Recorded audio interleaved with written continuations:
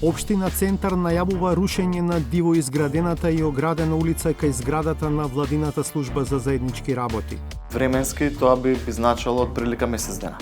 Освен засегнатите собственици на парцели и омбудсманот со прашање до општината.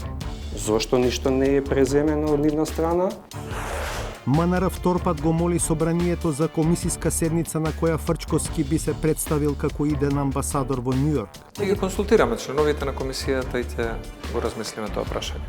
Дали Пендаровски ќе потпише укази без собраниска промоција на Фрчковски? Антикорупцијска ќе бара одговорност за незаконско трошење во општина Студеничани. Сметаме дека има доволно елементи за барање одговорност за првиот човек на општината. Како се спроведувал поништен тендер и како се делеле хонорари за седници кои не се одржале.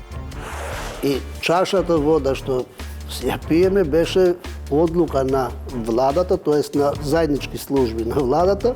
Собранието ја доби посекуваната финансиска независност од владата и сега самото се грижи не само за водата, туку за сите набавки и персоналот.